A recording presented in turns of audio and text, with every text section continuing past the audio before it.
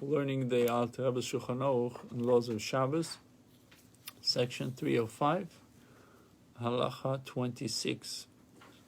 When an animal falls into an irrigation canal on Shabbos, why that could happen, it should be sustained in that place until Saturday night, if it is possible to supply it with its needs there. If the water is deep and it is impossible to supply the animal with its needs there, one should bring pillows and cushions and place them beneath the animal so this way it can survive. If this enables the animal to climb up, this may be done to enable it to climb out. Although one is nullifying the possibility of using a utensil for its intended purpose, because now you're using the cushions for something else, so the cushions become soaked with water. They're not fit to be used for anything else that day, since one may not spread them out to dry. As stated in section 305, our sages did not institute a decree in this instance because of the suffering the animal endures, for there is a scriptural mandate to prevent an animal's suffering.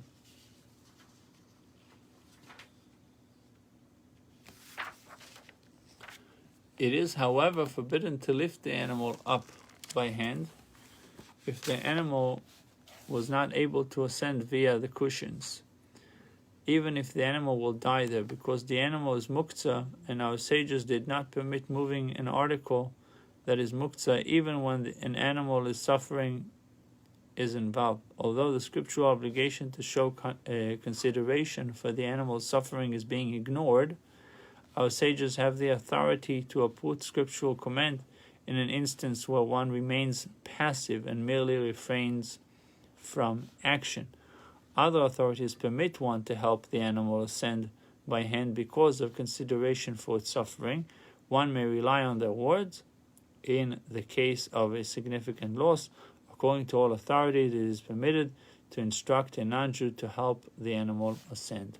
So over here, let's say an animal fell into a canal here with the alligators. You have a dog, a cat. So you have two opinions. One says that you can bring cushions and pillows and then help it ascend. One says that you can physically help it, but in a case of great loss. There's one more thing. It says, similarly, one may instruct a non-Jew to force-feed geese once during the Shabbos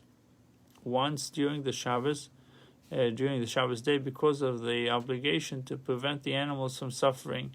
For these geese are not able to eat on their own.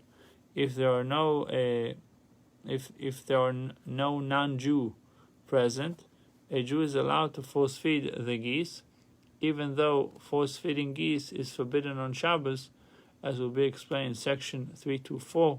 License was granted in consideration of the suffering they would experience were they not fed.